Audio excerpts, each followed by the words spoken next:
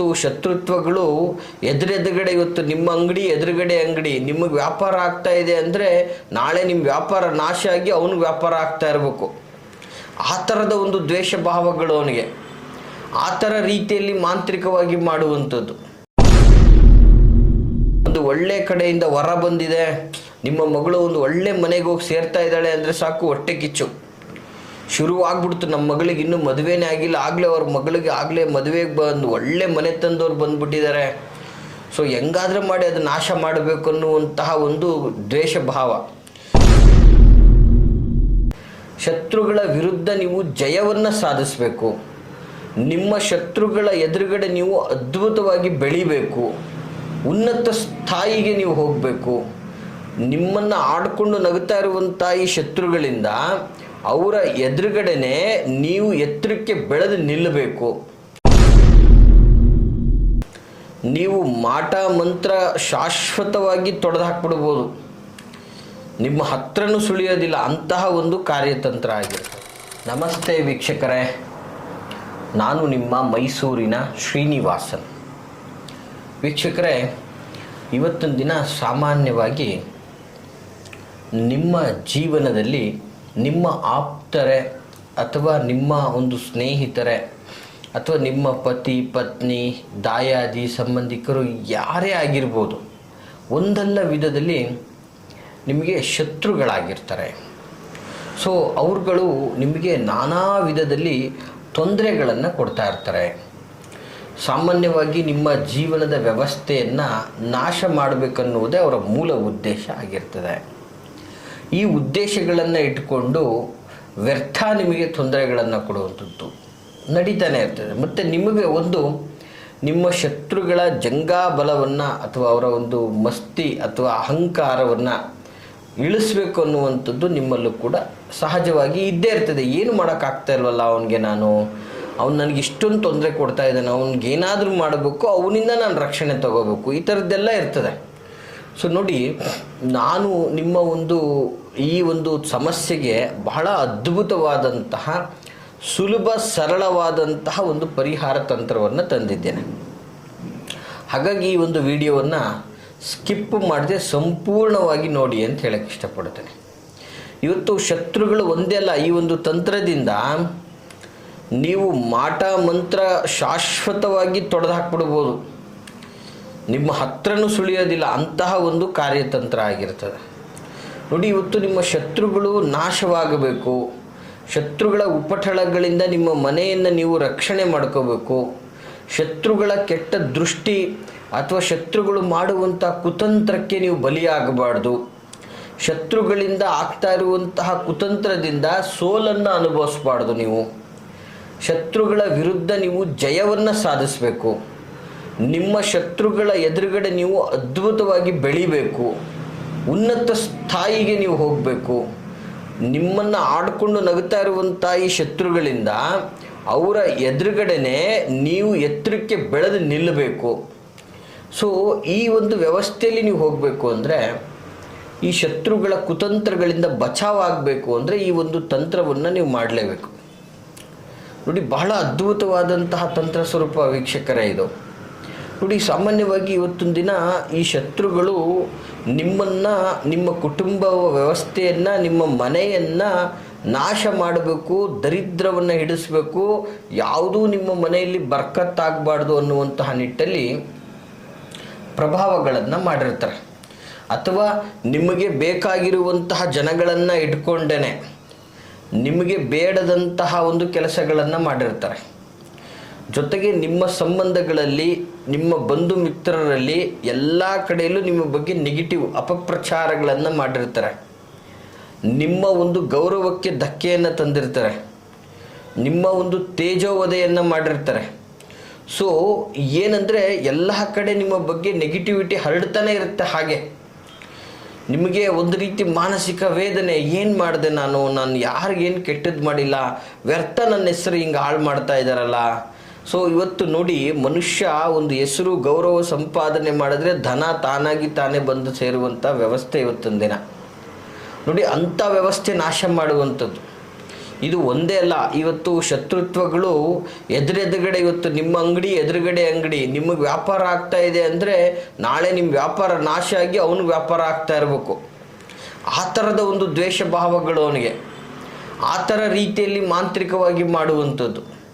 ಅಥವಾ ಇವತ್ತು ನಿಮ್ಮ ಮನೆ ಕುಟುಂಬಕ್ಕೆ ಒಂದು ಒಳ್ಳೆ ಕಡೆಯಿಂದ ವರ ಬಂದಿದೆ, ನಿಮ್ಮ ಮಗಳು ಒಂದು ಒಳ್ಳೆ ಮನೆಗೆ ಹೋಗಿ ಸೇರ್ತಾ ಇದ್ದಾಳೆ ಅಂದರೆ ಸಾಕು, ಹೊಟ್ಟೆ ಕಿಚ್ಚು ಶುರುವಾಗ್ಬಿಡ್ತು. ನಮ್ಮ ಮಗಳಿಗೆ ಇನ್ನೂ ಮದುವೆನೇ ಆಗಿಲ್ಲ, ಆಗಲೇ ಅವ್ರ ಮಗಳಿಗೆ ಆಗಲೇ ಮದುವೆಗೆ ಬಂದು ಒಳ್ಳೆ ಮನೆ ತಂದವ್ರು ಬಂದುಬಿಟ್ಟಿದ್ದಾರೆ. ಸೊ ಹೆಂಗಾದ್ರೂ ಮಾಡಿ ಅದು ನಾಶ ಮಾಡಬೇಕು ಅನ್ನುವಂತಹ ಒಂದು ದ್ವೇಷ ಭಾವ, ಒಂದು ರೀತಿಯಾದಂತಹ ತಾಮಸಿಕ ಗುಣ. ಈ ಥರದ ಒಂದು ವ್ಯವಸ್ಥೆಗಳು, ಶತ್ರುತ್ವಗಳು ನೋಡೋಕ್ಕೆ ನಿಮ್ಮ ಮುಂದೆ ಇಂದ್ರ ಚಂದ್ರ ಅಂತೆಲ್ಲ ವರ್ಣಿಸುವಂಥದ್ದು. ಸೊ ನಿಮ್ಮ ಮುಂದೆ ಬೆಣ್ಣೆ ತೆಗೆದ್ಲಿ ಕೂದಲು ತೆಗೆದ ಹಾಗೆ ಮಾತಾಡೋದು. ಸೊ ನೀವು ಅವ್ರನ್ನ ಸಂಪೂರ್ಣವಾಗಿ ನಂಬುವಂಥದ್ದು. ಆದರೆ ಒಳಗೊಳಗೆ ಈ ರೀತಿಯಾದಂತಹ ಕತ್ತಿ ಮಸಿಯುವಂಥದ್ದು. ಅಂದರೆ ಮನುಷ್ಯ ಮೇಲೆಲ್ಲ ತಳಕು ಒಳಗೆಲ್ಲ ಕೊಳಕು ಅನ್ನೋ ಥರ. ಸೊ ಈ ರೀತಿಯಾದಂತಹ ವ್ಯಕ್ತಿತ್ವಗಳು ಗುಪ್ತ ಶತ್ರುಗಳು ಅಂತ ಹೇಳಿದ್ರೆ ತಪ್ಪಾಗೋದಿಲ್ಲ ಅವ್ರಿಗೆ. ಅಂತಹ ಶತ್ರುಗಳ ಒಂದು ಕುತಂತ್ರಗಳಿಗೆ ನೀವು ಬಲಿಯಾಗಬಾರ್ದು. ಅಂತಹ ಶತ್ರುಗಳ ಒಂದು ಕುತಂತ್ರದಿಂದ ನೀವು ಬಚಾವಾಗಬೇಕು. ನಿಮ್ಮ ಜೀವನದ ವ್ಯವಸ್ಥೆ ಸದಾ ಚೆನ್ನಾಗಿ ನಡೀತಾ ಹೋಗಬೇಕು, ಅನುಕೂಲಕರವಾಗಿ ನೀವು ಬದುಕಬೇಕು, ಅಭಿವೃದ್ಧಿಯನ್ನು ನೀವು ಕಾಣಬೇಕು ಅನ್ನೋದಾದರೆ ಈ ಒಂದು ತಂತ್ರವನ್ನು ಮಾಡಿ ವೀಕ್ಷಕರೇ. ಬಹಳ ಅದ್ಭುತವಾದಂತಹ ತಂತ್ರ ಇದಾಗಿರ್ತದೆ. ಏನಪ್ಪ ಆ ತಂತ್ರ ಅಂತಕ್ಕಂಥದ್ದು ನೀವು ಸೂಕ್ಷ್ಮವಾಗಿ ವೀಕ್ಷಕರೇ ಇದನ್ನು ನಿಮ್ಮ ಮನೆಯಲ್ಲಿ ಅಥವಾ ನಿಮ್ಮ ಅಕ್ಕಪಕ್ಕ ಗ್ರಂಥಿಕೆ ಅಂಗಡಿಗಳಲ್ಲಿ ಸಿಗುವಂತಹ ಅದ್ಭುತವಾದ ಪದಾರ್ಥ ಇದು ವೀಕ್ಷಕರೇ. ಸುಲಭವಾಗಿ ಮಾಡ್ಬೋದು. ಇದರಿಂದ ನಿಮ್ಮ ಇಡೀ ಮನೆಯನ್ನು ನೀವು ರಕ್ಷಣೆ ಮಾಡ್ಕೋಬೋದು. ಏನಪ್ಪ ಒಂದು ತಂತ್ರ ಅನ್ನುವಂಥದ್ದು ನೋಡಿ, ವಿಶೇಷವಾಗಿ ತಂತ್ರ ಸ್ವರೂಪ ಬಹಳ ಸುಲಭವಾಗಿರ್ತಕ್ಕಂಥದ್ದು. ನೋಟ್ ಮಾಡ್ಕೊಳ್ಳಿ ವೀಕ್ಷಕರೇ. ಏನು ಮಾಡಬೇಕು ಅಂತಂದರೆ ಈ ತಂತ್ರವನ್ನು ವಿಶೇಷವಾಗಿ ನೀವು ಶುಕ್ರವಾರ, ಮಂಗಳವಾರ, ಅಮಾವಾಸ್ಯೆ ಅಥವಾ ಹುಣ್ಣಿಮೆ ಇಂತಹ ದಿನಗಳಲ್ಲೇ ಈ ಒಂದು ತಂತ್ರವನ್ನು ಮಾಡಬೇಕು. ಆಗ ಮಾತ್ರ ನಿಮಗೆ ರಿಸಲ್ಟ್ ಸಿಗುವಂಥದ್ದು ವೀಕ್ಷಕರೇ. ಸುಮ್ಮನೆ ಯಾವುದೋ ದಿನಗಳಲ್ಲಿ ಮಾಡಿದೆ, ಅದನ್ನು ಮಾಡಿದೆ, ಇದನ್ನು ಮಾಡಿದೆ ಅಂದರೆ ಇದರಿಂದ ನೀವು ರಿಸಲ್ಟನ್ನು ನಿರೀಕ್ಷೆ ಮಾಡೋಕ್ಕಾಗಲ್ಲ. ಇಂತಹ ದಿನಗಳಲ್ಲೇ ನೀವು ಮಾಡೋದ್ರಿಂದ ರಿಸಲ್ಟನ್ನು ತಗೋಬೋದು. ಮತ್ತು ವಿಶೇಷವಾಗಿ ಏನು ಮಾಡಬೇಕು ಇಂಥ ದಿನಗಳಲ್ಲಿ ಅಂದರೆ ನೋಟ್ ಮಾಡ್ಕೊಳ್ಳಿ. ಒಂದು ಬಿಳಿ ಬಟ್ಟೆಯನ್ನು ತೆಗೆದುಕೊಳ್ಳಿ. ಆ ಬಿಳಿ ಬಟ್ಟೆಗೆ ಅರಿಶಿಣವನ್ನು ಮಿಕ್ಸ್ ಮಾಡಿ ಸಂಪೂರ್ಣವಾಗಿ ಹಳದಿ ವರ್ಣಕ್ಕೆ ಬರುವ ರೀತಿಯಲ್ಲಿ ಮಾಡಿಕೊಳ್ಳಿ ವೀಕ್ಷಕರೇ. ಈ ರೀತಿಯಾಗಿ ಆ ಬಿಳಿ ಬಟ್ಟೆ ಹಳದಿ ಬಣ್ಣವನ್ನು ತಲುಪಿದ ನಂತರ, ಹಳದಿ ಬಟ್ಟೆ ಆದ ನಂತರ ಅದಕ್ಕೆ ಸ್ವಲ್ಪ ಹಳದಿ ಸಾಸಿವೆಯನ್ನು ಹಾಕೋಬೇಕು. ದಯಮಾಡಿ ನೋಟ್ ಮಾಡ್ಕೊಳ್ಳಿ, ಹಳದಿ ಸಾಸಿವೆ. ಗುರುಗಳೇ ಇದೆಲ್ಲಿ ಹಳದಿ ಸಾಸಿವೆ ಅನ್ಕೋಬೇಡಿ, ನೀವು ಸಾಮಾನ್ಯವಾಗಿ ಇದನ್ನು ಗ್ರಂಥಿಕೆ ಅಂಗಡಿಗಳಲ್ಲಿ ಕೇಳಿ ಪಡ್ಕೋಬಹುದು. ಅದ್ಭುತವಾಗಿ ಸಿಗ್ತಕ್ಕಂಥದ್ದು ಸ್ವಲ್ಪ ಹಳದಿ ಸಾಸಿವೆಯನ್ನು ಹಾಕುವಂಥದ್ದು. ಅದರ ಜೊತೆಗೆ ವಿಶೇಷವಾಗಿ ಈ ಒಂದು ಹಳದಿ ಸಾಸಿವೆಯನ್ನು ಆ ಒಂದು ಬಟ್ಟೆಯಲ್ಲಿ ಹಾಕಿದ ನಂತರ ಅದನ್ನು ಒಂದು ಗಂಟು ಕಟ್ಟಬೇಕು. ಯಾವುದರಲ್ಲಿ ಗಂಟು ಕಟ್ಟಬೇಕು ಅನ್ನುವಂಥದ್ದು ಮುಖ್ಯ. ಸುಮ್ಮನೆ ಆ ಬಟ್ಟೆಯಲ್ಲೇ ಗಂಟು ಕಟ್ಟುವಂಥದ್ದಲ್ಲ, ಒಂದು ಹಳದಿ ದಾರದಲ್ಲೇ ಅದನ್ನು ಗಂಟು ಕಟ್ಟಬೇಕು. ಏನಾಗುತ್ತೆ, ಅದು ಒಂದು ಹಳದಿ ಸಾಸಿವೆಯ ಗಂಟಾಗ್ತದೆ. ಆ ಹಳದಿ ಸಾಸಿವೆಯ ಗಂಟು ಹೇಗೆ, ಒಂದು ಅರಿಶಿಣದ ಬಟ್ಟೆಯಲ್ಲಿ ಹಳದಿ ಸಾಸಿವೆಯನ್ನು ಹಾಕಿ ಅದನ್ನು ಹಳದಿ ದಾರದಲ್ಲೇ ಕಟ್ಟಿ ಗಂಟನ್ನಾಗಿ ಮಾಡಿಕೊಂಡು ಈ ಗಂಟನ್ನು ನಿಮ್ಮ ಮನೆಯ ಮುಖ್ಯ ದ್ವಾರದ ಒಳಭಾಗದಲ್ಲಿ ಆಗಬಹುದು ಅಥವಾ ಹೊರಭಾಗದಲ್ಲಿ ಆಗ್ಬೋದು. ನಿಮ್ಮ ಅನುಕೂಲಕ್ಕೆ ತಕ್ಕಂತೆ, ನಿಮಗಾಗಿರುವಂತಹ ಪ್ರಭಾವಗಳಿಗೆ ತಕ್ಕಂತೆ ನೀವು ಅದನ್ನು ಕಟ್ಕೊಂಡ್ಬಿಟ್ರೆ ನಿಮ್ಮ ಮನೆಯ ಮೇಲೆ ಯಾವ ಶತ್ರುಗಳ ಕುತಂತ್ರದ ದೃಷ್ಟಿಗಳು ಬೀಳೋದಿಲ್ಲ. ನಿಮ್ಮ ಮನೆ ಮೇಲೆ ಯಾವುದೇ ಮಾಂತ್ರಿಕ ಪ್ರಭಾವಗಳು ಬೀಳೋದಿಲ್ಲ. ಜೊತೆಗೆ ಇದನ್ನು ಮಾಡಿದ ನಂತರ ನೀವು ಪ್ರತಿದಿನ ಮನೆಯಲ್ಲಿ ಧೂಪವನ್ನು ಮಾಡಬೇಕು. ಧೂಪವನ್ನು ಹಾಕಬೇಕಾದ್ರೆ ಆ ಧೂಪದಲ್ಲಿ ಬಿಳಿ ಸಾಸಿವೆಗಳನ್ನು ಕೂಡ ಸ್ವಲ್ಪ ಹಾಕಿ ಇಡೀ ಮನೆಯ ಮೂಲೆಗಳಲ್ಲೂ ಕೂಡ ಇದನ್ನು ತೋರಿಸ್ಕೊಂಡು ಬರಬೇಕು.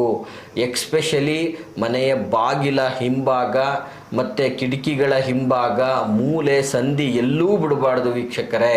ಮತ್ತು ಈ ಧೂಪವನ್ನು ಹಾಕಬೇಕಾದ್ರೆ ನಿಮ್ಮ ಕಿಟಕಿ ಬಾಗಿಲುಗಳು, ಮನೆಯ ಮುಖ್ಯ ದ್ವಾರ ಎಲ್ಲವನ್ನೂ ತೆರೆದಿರಬೇಕು. ಯಾಕಂದರೆ ಈ ಎಲ್ಲ ಥರದ ದೃಷ್ಟಿ ಪ್ರಭಾವಗಳು, ಕುತಂತ್ರ ಪ್ರಭಾವಗಳು ಶತ್ರುಗಳ ಮೇಲೆ ರಿಟರ್ನ್ ಹೋಗಬೇಕು, ಮತ್ತು ಯಾವುದೇ ನೆಗೆಟಿವಿಟಿ ಇದ್ದರೂ ಮನೆಯಿಂದ ಓಡೋಗ್ಬಿಡ್ಬೇಕು. ಅದು ಆ ಥರದ ಒಂದು ಅದ್ಭುತವಾದಂತಹ ವ್ಯವಸ್ಥೆ ಇದಾಗ್ತದೆ ವೀಕ್ಷಕರೇ. ಈ ರೀತಿಯಲ್ಲಿ ನೀವು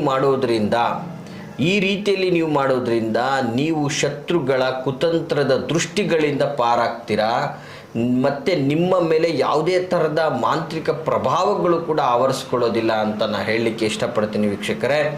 ಈ ಮಾಹಿತಿ ತಮಗೆ ಇಷ್ಟವಾಗಿದ್ದಲ್ಲಿ ಲೈಕ್ ಮಾಡಿ, ಹಾಗೆ ಯಾರೆಲ್ಲ ಈ ಒಂದು ಕುತಂತ್ರಗಳಿಗೆ ಬಲಿಯಾಗಿದ್ದಾರೋ ಅಂಥವ್ರಿಗೆ ಈ ಒಂದು ವಿಡಿಯೋವನ್ನು ಶೇರ್ ಮಾಡಿ ಅಂತ ಹೇಳ್ತಾ ಎಲ್ರಿಗೂ ಶುಭವಾಗಲಿ.